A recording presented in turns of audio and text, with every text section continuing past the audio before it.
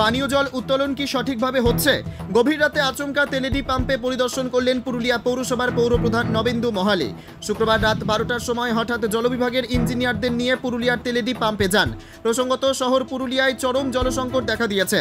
কাঁসাই নদীর জলস্তর নেমে যাওয়ায় এই বিপত্তি বলে জানা গেছে। দিনে জল না থাকায় জল উত্তোলন ক্ষেত্রে বেগ পেতে হচ্ছিল পুরুলিয়া পৌরসভাকে।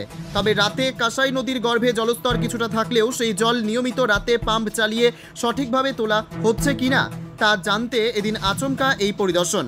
এদিন রাতভর পৌরপ্রধান নবেন্দু মাহালি কাঁসাই নদীর তেলেডি পাম্পে পানীয় জল সরবরাহকারী কর্মীদের সঙ্গে কথা বলেন। আগামী দিনে এই জলের সমস্যা কবে মিটবে তা জানা না গেলেও পৌরপ্রধানের এই প্রচেষ্টা যথেষ্ট তাৎপর্যপূর্ণ বলে মনে করছেন শহরবাসী। সচল রাখতে একমাত্র সোর্স কাঁসাই নদী, যেখানে তেলেডি পাম্প স্টেশন, সেখানে গতকাল রাত্রে উপস্থিত হয়েছিলাম। হঠাৎ করে যে পাম্প অপারেটররা ঠিকমতো কাজ করছেন কিনা, তারা ঠিক পাম্প চালাচ্ছেন কিনা এবং সমস্ত পাম্পগুলো ফাংশনিং করছে কিনা,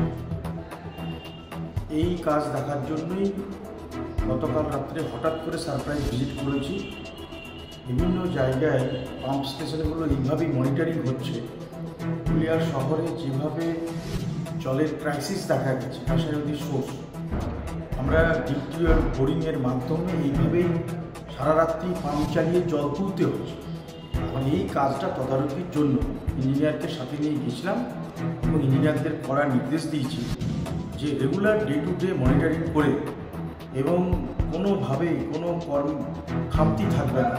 যারা পাম্প অপারেটর আছেন তারা রীতিমতো যাতে ডিউটি ঠিকমতো করেন সেই বিষয়টাই খতিয়ে দেখার জন্য গতকাল সারপ্রাইজ ভিজিট করেছিলাম তেলেডি পাম্প স্টেশন।